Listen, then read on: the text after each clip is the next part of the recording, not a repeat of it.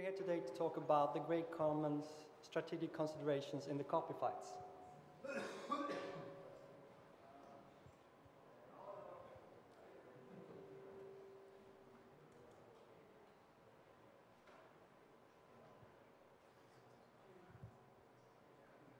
Inspiration, so you gonna see you can't replace him with cheap imitation from these generation.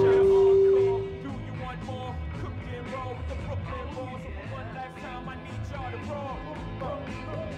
Can I get an encore? Do you want more? DJ Mouse took the vocals from Jazz C's The Black Album and remixed it with Beatles' The White Album. In his creation, The Grey Album, he was breaking the copyright law. He was climbing up on shoulders of giants. I guess he just did it, and so did his work. The success of his work would never have been possible without file sharing. Mashup culture exists in the same bowl of production, obtaining, downloading, remixing, reinserting, distribution, and uploading. And sometimes, like in this case, the work escapes the claws of the copyright owners. A claw that has been stretching to bring us back in time before internet, computers, and file sharing. But we will continue and protest against restrictions of file sharing by making file sharing better.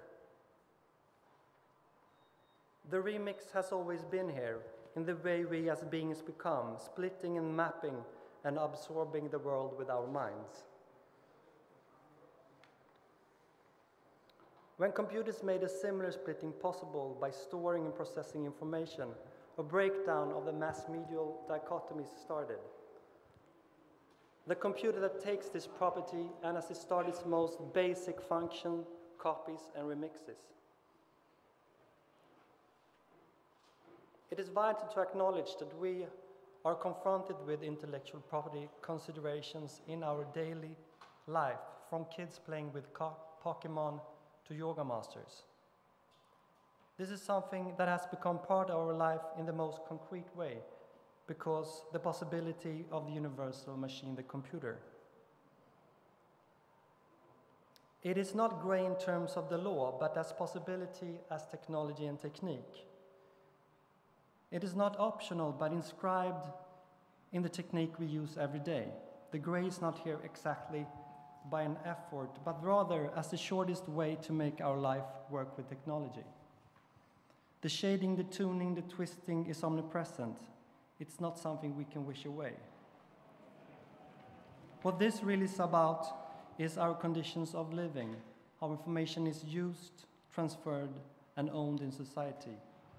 As humans, creators, amateurs, or fans, in the desire for pleasure and in a chain of small habits, we make the world appear.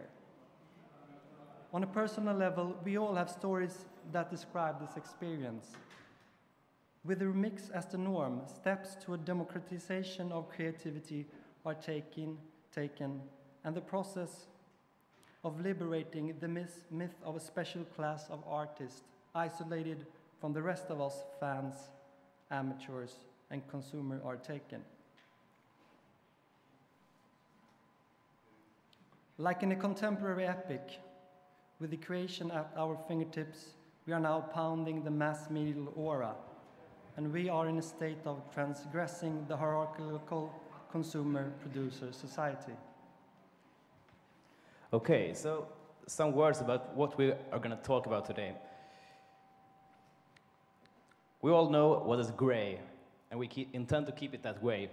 And this Grey Tuesday, we're here to talk about mainly the Pirate Bay, Piratbyran, Piratgruppen and Artliberated. And what the fuck? Yeah, and here we'll touch upon some of this year's major events in, like, the, if we could call it, the Nordic copyfight, like the Polar Pirate Prize, the 1st of May demonstration, the new copyright law in Sweden, the raid at the ISP Bahnhof, and the launch of the project Vidensdeling, and some more things that we hope you will enjoy. And the Pirate Bay is probably the most internationally known project, I guess. the BitTorrent tracker based in Sweden that has now become the most popular BitTorrent site in the world. It receives more daily hits than CNN. And and it was started by Piratbyran, the piracy bureau of piracy or pirate association in Sweden, and who is now running together with a sister organization, Piratgruppen in Denmark, that both are, if we can call them organizations, they are organizations that promote information piracy and supports the free culture through discussions, events, internet communities, media performances, and advice. Well, developing the questions about intellectual property, file sharing, and so on. So, Piratbyran was born in late summer 2003 from it was kind of born from a social internet radio broadcast community and like people from one of Sweden's largest hacker groups, mainly run through IRC, not this kind of traditional organization, maybe. Well, it was initiated to support the free copying of culture and has today evolved into some kind of combination between a think tank, internet community, and information site with, in Swedish, you see it here, with news, forums, articles, guides, and shop. Today it's like 55,000 members registered here. And in November 2003, we started the BitTorrent tracker, Pirate Bay. And well, it was intended as a kind of small experiment, but so no one expected it to grow that fast, but it did. And when we saw it was turning into the biggest tracker in the world, it was very natural for us to split it off and let it stand on its own legs, so to say. So today, Piratbyran and Pirate Bay exist as separate but related entities. And the Pirate Bay, earlier this year, went through a major internationalization. It can now be browsed in languages from Mandarin to Icelandic. And, well, financially, it's relying on donations and a little advertising. But all money that went in has gone to buy more hardware to the server park in Gothenburg. And presently, the Pirate Bay crew has been coordinating some issues with all the other major BitTorrent trackers in the world, and the plan is to evolve the next generation of the BitTorrent protocol. I have no details to offer, but some of the Pirate Bay crew will show up here soon. Well, so something more about what we've done with Piratbyran this year. This summer we released the book Copy Me, a pocketbook in Swedish about copyfight and file sharing culture. And it sold like 2,000 hard copies, while also available for free downloads. Pretty good in Sweden. I will soon return to why these questions have been quite big by us.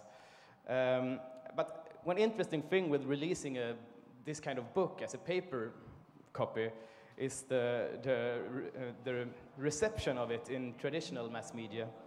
Because book reviewers in major newspapers have claimed that Piratbyran now initially was very immature and not worth taking seriously at all. But now everything has changed with this good and thought-provoking book. But anyway, the book was basically a paper version of texts that have been available on the website all the time. So when the traditional mass media journalists say that it is more serious now when printed on paper, it only reflects the paper journalists' valuation of the internet. Well, so some words about Denmark. Our Danish friends that could not show up here, but their equivalent or sister organization was founded in 1 year after Piratbyran in Sweden in 2004. And they have caused even more interesting responses by them. Very, very fast, they were nominated by the Association of Danish Music Journalists for the Idea of the Year award. And the copyright industry turned hysteric. And the big trade union federation in Denmark withdrew their sponsorship for the prize award, seeing that as some kind of attack on workers' rights. And, but then the interesting thing happened that the very large Roskilde Festival went in as a new sponsor to show their support for the pirates. And that's of course interesting because it shows that, I mean, we often talk about the music industry as some kind of entity, some kind of evil entity, but I mean, the festival side of the music industry can be really pro-piracy, no doubt. So in Denmark, the prosecution of individual file sharers had started earlier than in Sweden. So one of Piratgruppen's first actions was to set up a fund for juridical support. And the aim was said to protect and expand this gray zone. And a similar fund is now about to be established in Sweden too, as the anti-piracy persecutions had started by us too now. Well, another project of the Danish Piratgruppen is called Vidensdeling, and where students are encouraged to digitalize and share expensive books on their reading lists, creating a digital library. So far, the campaign has resulted in books being shared on the Pirate Bay, while the publishing companies have joined the entertainment industry in Denmark in their desperate outcries. And this year, after Denmark, it was Norway's turn to follow by starting an own initiative called Piratgruppen 2. And Finland are now on their way, so we are like kind of consolidating some kind of modern pro-piracy axis. And of course, we are always interested in establishing contact with other allies, forming an even larger axis of piracy. So, Palle. I would like to say something where my involvement with Piratbyran comes from. I would like to do this because it describes a personal experience of living under the current copyright regime that I was referring to in the beginning. I've been involved with the Piratbyran since more than a year now, and we met at a party for the best Swedish website. And since we had many aspirations in common, we decided to do some kind of collaboration. I wanted to engage in Piratbyran because it is the best way for me to oppose the current copyright regime and basically make a link to the redistribution of culture, which I find to be the key element in bringing about a funnier place to live in. In '95, I did a project, Museum Meltdown, in collaboration with another artist, Tobias Bernstrup. With this project, we got international recognition as the first group of artists to use computer games in our artist practice. Museum Meltdown consists in a series of site-specific computer game installations in European art museums. Using the graphical engine of existing video games like Doom, Duke Nukem 3D, Quake, Half-Life, we transformed the museum architecture into violent computer games, where the museum visitor could wander around inside the virtual version of the museum and killing and blowing up masterpieces. Since then, I've continued to work with computer game-based projects. The last one, Evil Interiors, are computer games reconstructions of movies like Psycho, Reservoir Dogs, and Scarface. I have experienced and loved the power and potential of the open file and information structure of the computer game community, where files are shared among kids for the benefit of the evolution of playing, which basically is the same mentality of sharing that the game culture was originated from. This experience is essential for me in the way I look at the possibility of digital culture today. Another key experience that led to the involvement with Piratbyran was born in 2000 when I made a video that was censored and stopped on copyright grounds. The video Pippi Examples consisted of short sequences in slow motion from Pippi Longstocking films made around 1970. The video was made to question the sexualized common gaze. The copyright holders, the Swedish film industry, disapproved of the video, and after a national debate, a settlement was made and all the copies of Pippi Examples was destroyed.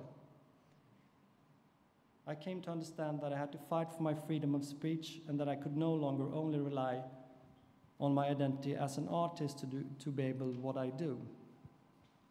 My work with Piratbyran is one way for me to map out, understand the relation and powers involved with production of art in society and finding a power to oppose the current copyright regime. In my work, I always appropriate, borrow, or steal other people's work to make something new. I live in, I distribute with, and I take from the circulation of information. The configuration of the medial structures are my workspace. The motivation for my work is try to intervene in this structure and expand the gray zone. I'm now running a project called Artliberated about art, censorship, and intellectual property with Piratbyran as an answer to my experiences. The idea of Artliberated is to understand and map out and help artistic appropriation, to collect cases of censorship and alike in one site, contextualize the work that otherwise would fade away as anomalies. I believe, contrary to the common opinion, that we should have a basic right to take from whatever passes us in the stream of media, and that this is essential for the cultural existence of the information age because we are the function that makes this circulation possible. This is not a right that can be restricted. Instead, this is the way one survives inside this pit. The pirate year of 2005. The project Artliberated was launched in January at another of Piratbyran's event, the Polar Pirate Prize. The Polar Pirate Prize is an annual award show and a party including seminars awarding the worst and the best of the pirate world. This marked a start of a very, very hectic and interesting year. Yeah, and I will tell you something about what's been happening in Sweden this year, because things escalated very much in March when Sweden's anti-piracy lobby organization, they called Piratbyran, they in fact were founded before us, so we just had to delete the anti and had our name clear. Okay, Piratbyran. They managed to arrange a raid at the Swedish ISP called Bahnhof, claiming that they hosted unlicensed material. And the raid was conducted in a kind of unlawful manner, and it was discovered later that the anti-piracy lobby had in fact paid an infiltrator for several months to upload copyright-protected material and place hardware at the ISP to arrange a raid. And the public, didn't get public before a group called Angry Young Hackers hacked Piratbyran's webpage and their email, and exposing their mail conversation with this infiltrator, and with the Motion Picture Association of America too. I don't know if they are here. So, and that spawned a public outcry, of course. And the lawyer and spokesperson for the anti-Piratbyran, Henrik Pontén, he has received thousands of hate SMS every week, including death threats from a lot of angry young kids. And it turned on a big public debate. And many other people start to realize that the war against file sharing has wide-ranging consequences for internet freedom and also business freedom in general. And the opposition against the copyright industry in Sweden has broadened a lot since then. So, I mean, for example, a lot of right-wing libertarians in Sweden have turned into defenders, hard defenders of file sharing, understanding what's going on if you just let these kind of organizations like arranging raids at any company they want to. And so this kind of libertarian critique of intellectual property has also experienced an upswing. So politically, there are really people on all kinds of the spectrum you can find sympathizing with Piratbyran, maybe except for the ruling Social Democrats. But all the political parties are, in general, of course, officially anti-piracy. So, but another really fun outcome of, of this Bahnhof raid and the hacking of angry young hackers, it's that the Motion Pictures Association of America, the MPAA, obviously was about to intentionally spread a lie about terrorist connections. They sent out an international press release about the raid in Stockholm. And if you open that Microsoft Word document and choose Trace Changes, you could find statements claiming that Swedish authorities had found a link between the suspected release group and a terrorist group known as the Yellow Brigades. Yellow Brigades. Well, that was in fact the name of a group. It was a group of German elite soldiers fighting for Sweden in the 30 Years' War. Most of them got killed in the Battle of Lützen, year 1632. And since then, no one has heard of them, until the movie industry started to hunt them in a Swedish server hall in 2005. I mean, if the movie industry could, like, channel that kind of phantasm into making better movies, I mean, what should they worry for? All right. Yeah, the 1st of May demonstration. At this hot spring, at the 1st of May, it was time for all internet lovers, Fleischer and Paris to gather in Stockholm. Piratbyran celebration in a park featured music, 3 speakers talking about creativity and the transgression of copyright law. A hand-to-hand copy swap was expanded to a coffin where you could place and share CDs. The counterfiling of the anti-pirate organization regarding the raid at Bahnhof was at the same time handed over to the police. A big crowd of something like 800 people with very different background came with banners like "No software patents, sharing is caring, and all your base station belongs to us."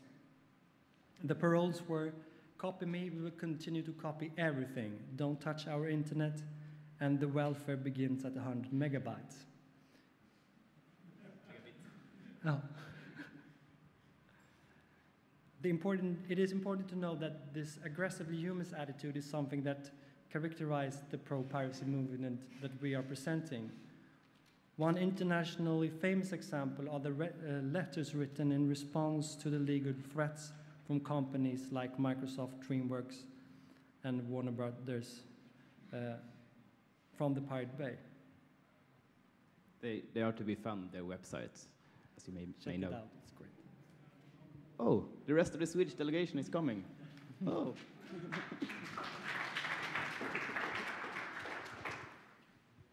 Yeah, so back to the dramatics.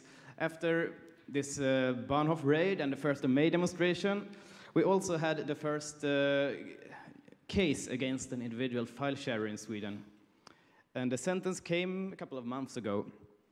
And we have been, in our argumentation, we are trying to highlight the relevant things in our argumentation.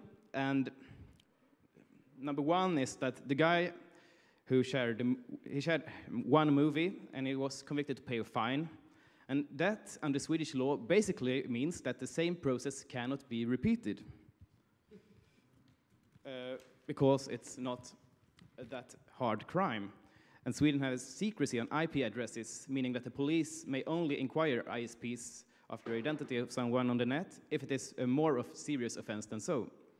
And then Anti-Piratbyran, of course, said that no one should feel safe. They will catch people anyway just by reporting a greater number of movies to police.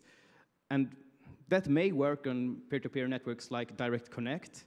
However, on BitTorrent, you cannot see how many files an individual file sharer is sharing. Only what IP addresses that are sharing one particular torrent, and that's quite important. So clarifying that might weaken them trying to scare people. So we try to point such things out and show that network protocols are almost always one step ahead of the juridic protocols. So we try to show how hollow the anti-pirate organizations' claims of their own success are. Then the second thing we try to point out is regarding this judgment of the file sharers, is that the courts have chosen to rely on screen dumps as evidence. And screen dumps submitted to the police by Piratbyran themselves. And it is, of course, very controversial to let private lobby groups representing the movie industry get that kind of control over jurisdictions. So it's basically about clarifying what a screen dump is and what road we are turning into if we accept it that way. So we demonstrated the madness by producing a piece of software called the evidence machine, letting anyone go to a site and produce fake evidence of file sharing against anyone. The juridical dilemma is still not settled, so hopefully this kind of pedagogical tools can demonstrate what it's about.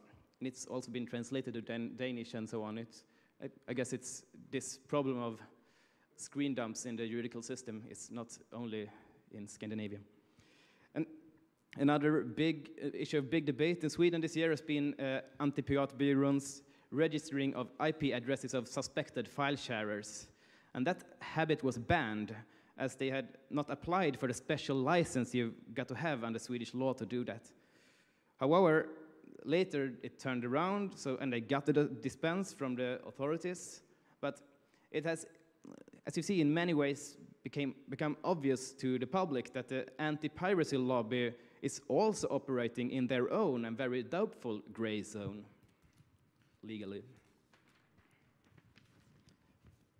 But of course, they are dependent on the existence of police officials willing to give priority to the hunting of file sharers over, so to say, real criminality. And that raises very controversial ethical questions that, of course, should remain open and have been quite open for debate in Sweden this year. And I mean, most policemen themselves are obviously not interested in hunting kids' file sharing. So it's easy to point at the totally unreasonable costs for taxpayers for every victim of the anti-piracy hunt. And there are people who are doing that too. But we are maybe focusing more on other things. So, well, another thing in Sweden is the new copyright law, the implementation of the EU copyright law that came the 1st of July this summer. Harder copyright law, where, well, for a long time it was legal to download music for personal use in Sweden, while the uploading of copyrighted material was criminal. But since the 1st of July, downloading also turned illegal. Well, while the anti-piracy lobby, of course, wants us to believe that it suddenly has become very dangerous to be a file sharer, and also many pro-file sharing people have been speaking up against the mass criminalization of teenagers and so on. Piratbyran has tried to present a more realistic picture, because, I mean, most file sharers use BitTorrent, in Sweden anyway. And with BitTorrent, every downloader is also an uploader. And therefore, they were exactly as criminal before this new law as they are today. It doesn't seem to have changed anything, and I mean, the rates of file sharing has not lowered in Sweden, of course. And generally, we think it's quite important not to accept this talking about so-called downloading, as if downloading was some kind of activity completely separate from the uploading. So we insist on talking about file sharing as a horizontal activity. Well, the free sharing of culture has very many sides and so many gray zones and safe havens that the anti-piracy lobby can only attack a very small part at a time, or of course, they can attack free internet communications in general, as they more and more try to do right now.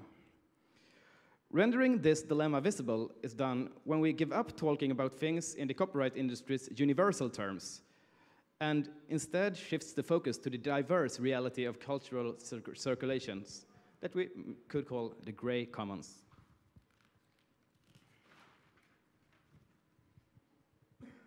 The gray zone also becomes visible if you put the attention to how arbitrary the very definition of copying is, how it is based on outdated technical categories.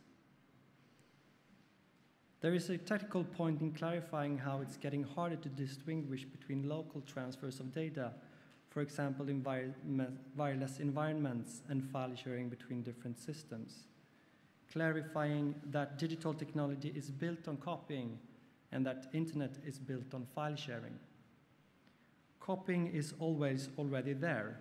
The only thing the copyright can do is to impose a pseudo-moral differentiation between so-called normal workings and immoral.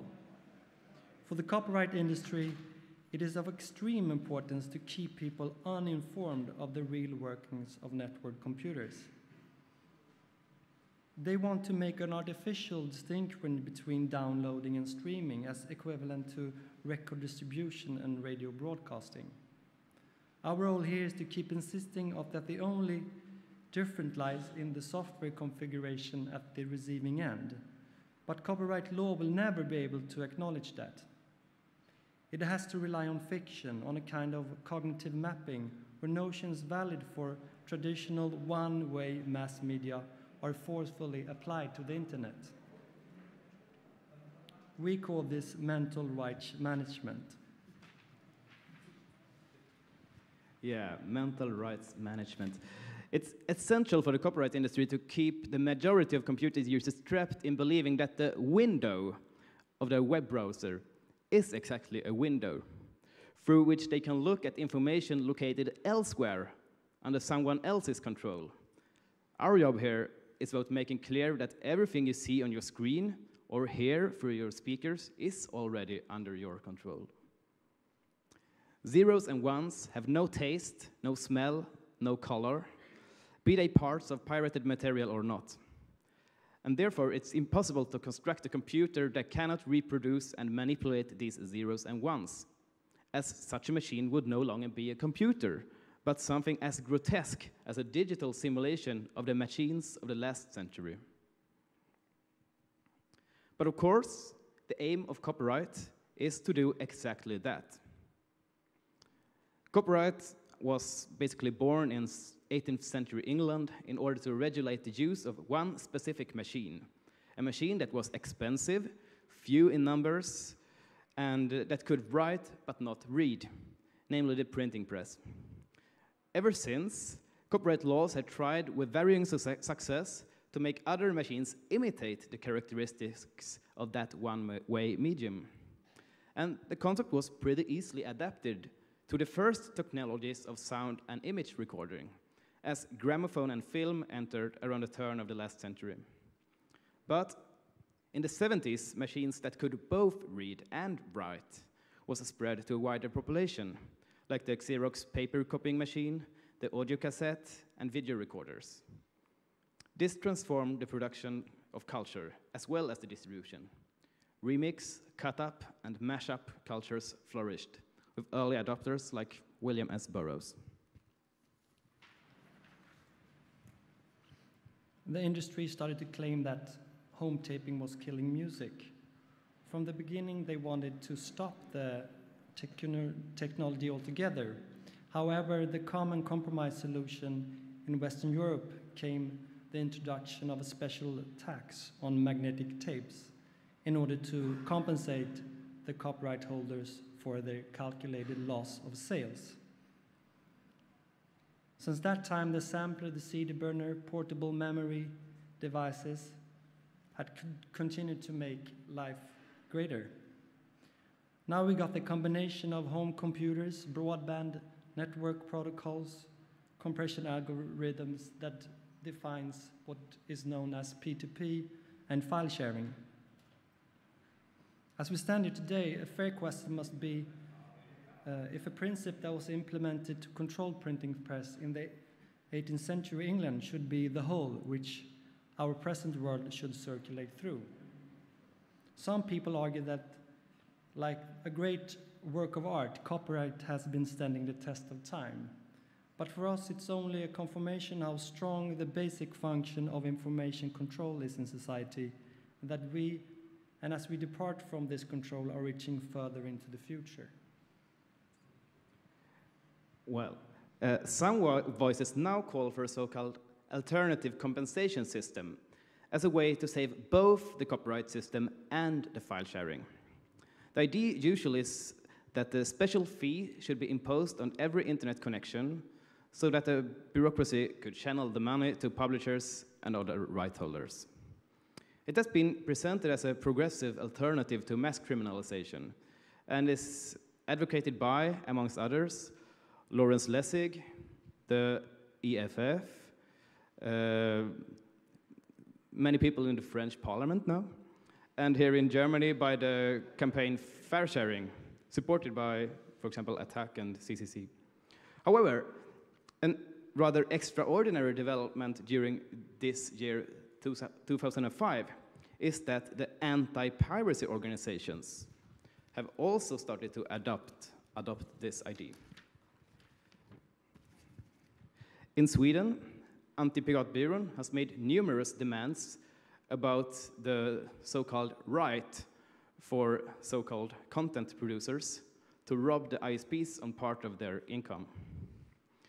A British ISP has gone into a joint venture with Sony BMG, offering its customers the legal right to share Sony BMG-controlled music, as long as they pay this flat rate fee, and as long as they accept that their file transfers are monitored and stopped if the filters detect transfers to people who not use the same ISP. People like Cory Doctorow from the EFF did applaud this as a step in the right directions.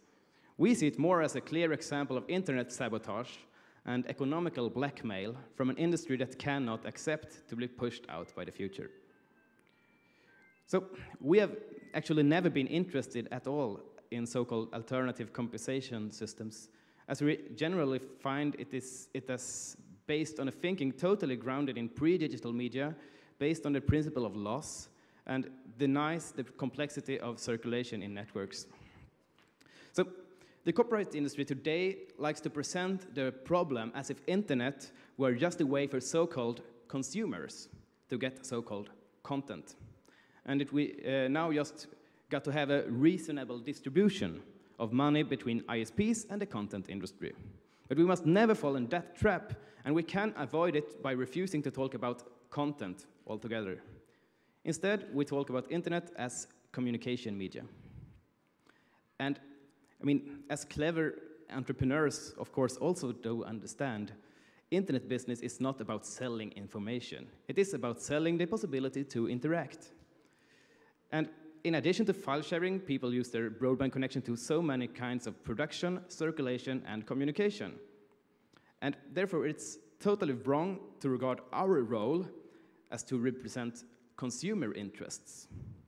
On the contrary, it's all about leaving the artificial division of humanity into the two groups, producers and consumers, behind. But that division is constantly upheld by the copyright economy.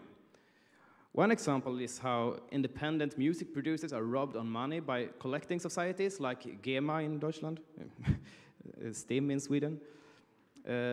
Licenses have to be paid for concerts, for storage media, and for internet radio, and that's money that goes to the officially recognized producers, according to record sales statistics, basically.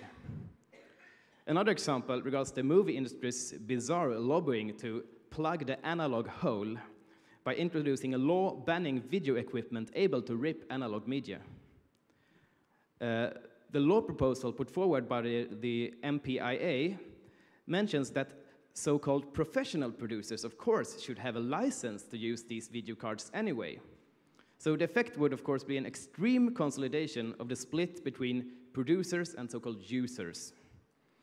But at the same time, it's important to understand the schizophrenic nature of industry, I mean, companies like Microsoft and Sony are already totally dependent on what they call user-generated content, as people are willing to pay for a possibility to exchange their own sounds and pictures via different communication protocols. So, overcoming the split between producers and consumers, it's not some utopia of a world to come. That future is already here. The split is an abstraction that reinforces itself through the copyright economy, at the same time as it is undermined by the internet's desiring production. Maybe the most important now is to bypass the urge for solutions, for victory in battles and for compromise and stability. For example, talking about how to compensate copyright holders is to obscure the truth about the social production of culture, replacing it with the myth about copyright as some kind of wage for artists. And while some of the Creative Commons license can of course be useful, it would also be a trap to believe in that a some rights reserved approach would do anything to cool down the anomalies that we are talking about. On the contrary, keep insisting on the gray zone and keep it as wide and as open as possible will almost automatically produce a better conditions for going beyond the prevalent economic imperatives. Making general statements about the alternative of copyright always brings the danger of strengthening copyright's universality claim. We think that our project has in general succeeded in escaping the most obvious ritualizations, like explaining file sharing just as a response to expensive records and instead open new greystones. Make new links, make them live and kicking. Let the body of file sharing strategies become more unpredictable and more elastic to the constant pressure. The Pirate Bay is one example today, but we would also like to mention wonderful tools of other kinds like the Audio Scrubbler that helps people conceptualizing their relation to circulation of music outside the abstractions of the boring copyright mythology. While intellectual property will continue to be a battleground for the major clampdowns in society, there will always be innumerable loss of ways. Our approach has not very much to do with overcoming lack of access, not even with opposition of dominant forms of culture.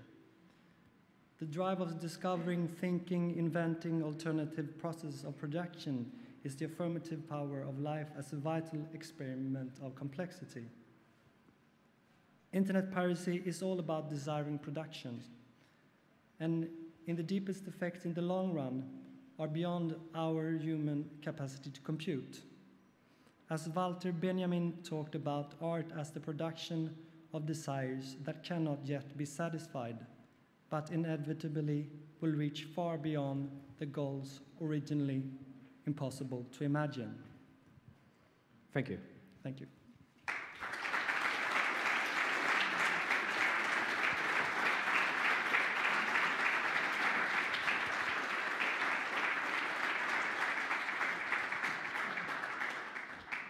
Yeah, if someone has any questions, then they maybe should take my microphone.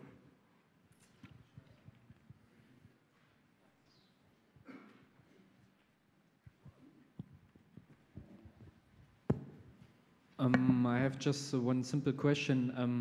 I don't understand purely your attitude. You say copying is always good, copy everything, because this attitude, I don't understand it. Can you tell me a little bit more about it? Well, personally, I don't understand what else you could think. I mean, some copying is bad. I don't know. I don't understand it. In fact. Okay, just one example. A friend of mine, he produced for 1.5 years a server who works with Ajax and some stuff like that. And now he wants to earn money because he invested 1.5 years. So you say everybody can copy this because... Well, everyone can copy this. Yeah, of course, but what is your attitude? Do you think they should copy it, or that's what's my question is? Well, we can't decide what people does copy, and we don't. I mean, it's only the anti-piracy side that believes in filters and that stuff. I understand what you mean. We are not the ones who are trying to say it's wrong to earn money or like we hate profits. That's not our approach. I mean, we like copying, and and we think that if someone wants to say that some copying is wrong and that it should be stopped, then it's up to them to declare how it should be stopped and how. I mean, we are tired of this fixating on the moral side in very general terms, and want to push the question around and say, okay, if you don't like the copying, what do you want to do against it, basically? So your attitude is copy everything, you can do it, so do it. My attitude is copy me.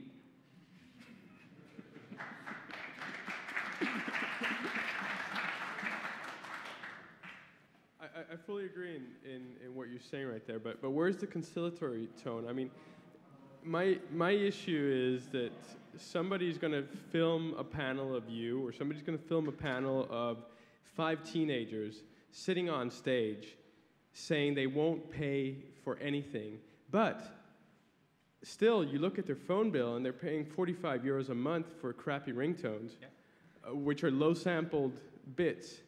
And why are they paying this? Because it's difficult to get it into the phone.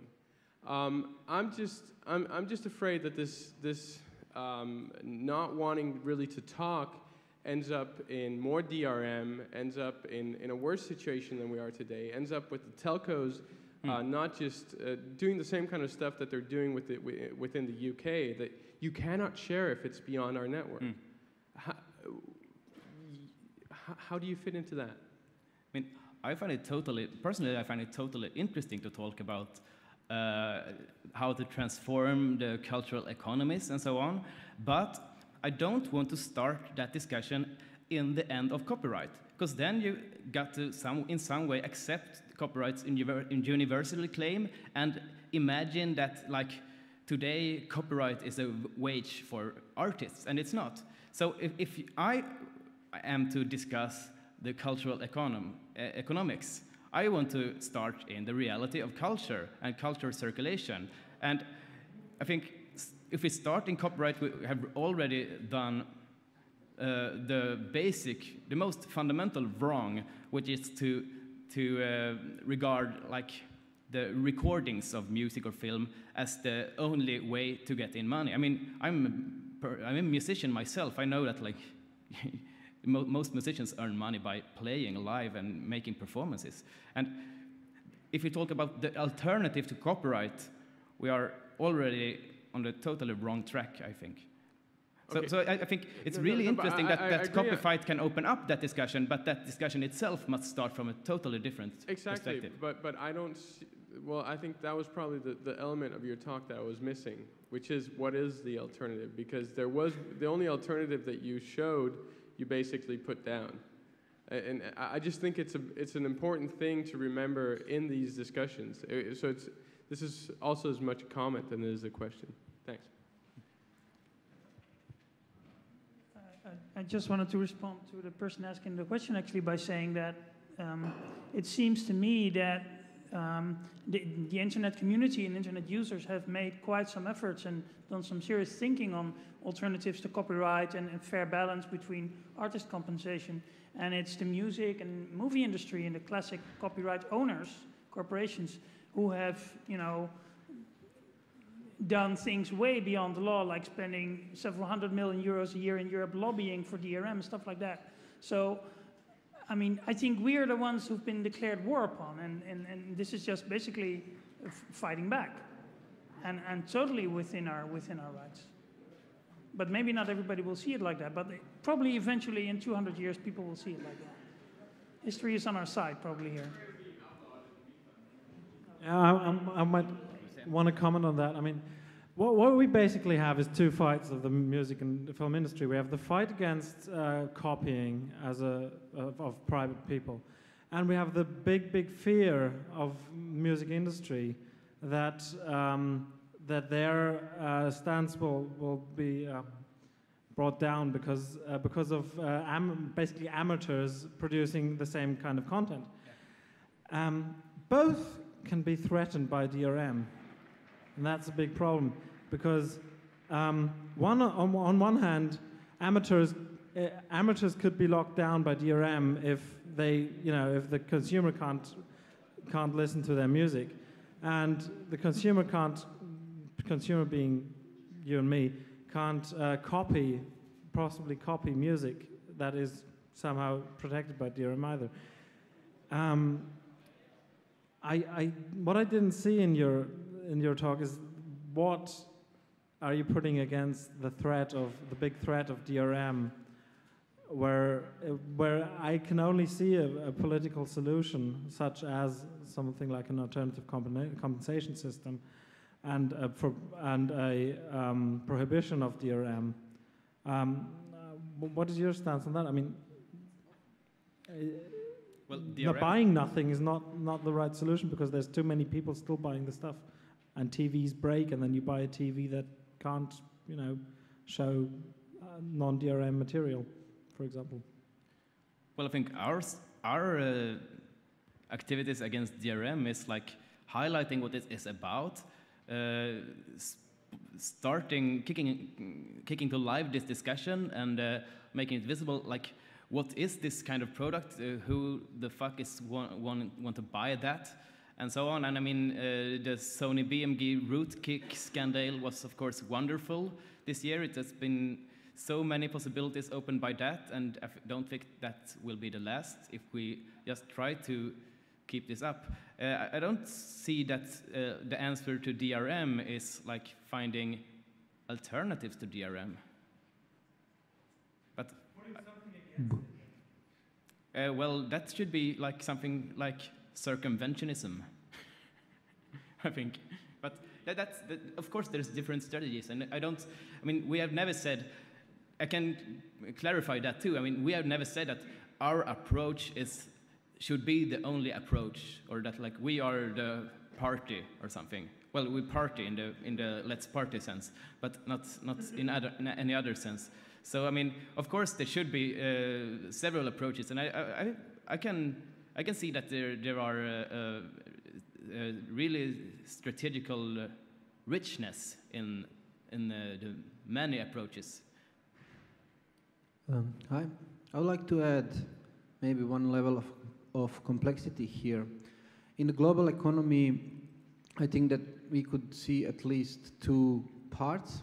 There are insiders and there are outsiders in the global economy. So for example, I'm coming from Croatia, and we are a country in transition, and together with all of the suspicions and doubts about joining European Union, there is no really other solution. So the only Eurosceptics in Croatia are actually right-wing morons. And a couple of years ago, we had completely unregulated anything about the copyright. So one of the preconditions there is protect copyright. So then you can join the European Communion in this case. And in Serbia, it's still really unregulated. So saying just be a pirate where you don't have any system where government is actually corrupted and where government is the biggest pirate you can imagine, saying like just pirate that, it's not really the right approach in my opinion. And I think that things like free software as part of the regulation in a way of having GPL or Creative Commons actually is much better approach for that kind of context. And I can see that if you are inside, that piratization and pirate could be well articulated as a subversive art, could be well articulated as a political action, but I'm not sure that the same approach could be used everywhere. And also, I'm quite sure that at least it can be said in public. So what I would like to say is that do that in private in countries in transition, because it has some impact, and do the completely different thing in public. That's kind of hacking. I mean, for us, it's of course a language game. I mean, the word was already established, and we could just appropriate it and surf on that. And I don't say that that's the word that should be used everywhere in the world, but at the same time, I mean, as there is so much talk about piracy, it can be a point in like appropriating that word and give it new meanings. It's not only infringing copyright, it's like growing your own information infrastructures in general.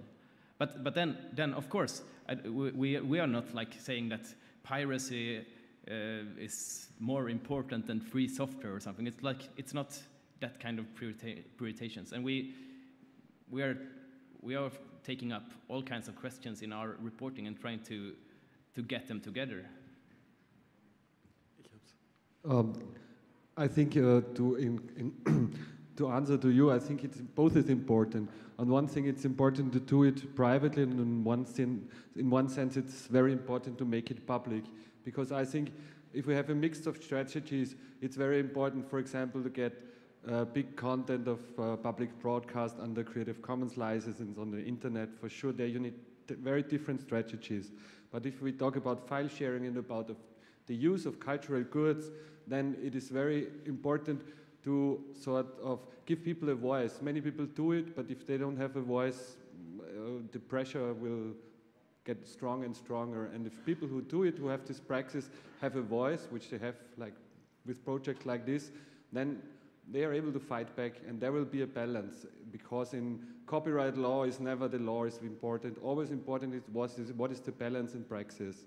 And it's not only about fighting for better laws, it's also fighting for better praxis, and you should keep that in mind, I think, and then bring this together.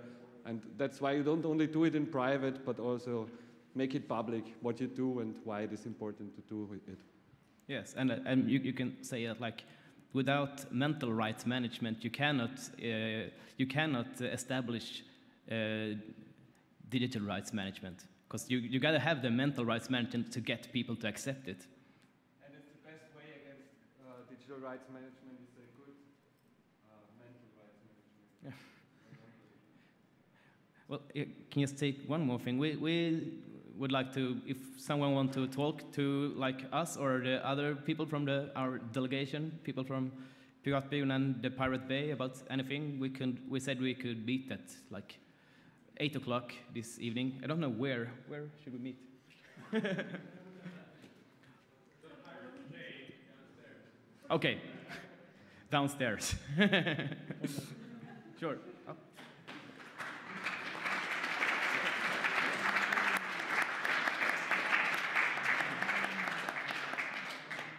Can I say just one thing before everybody leaves?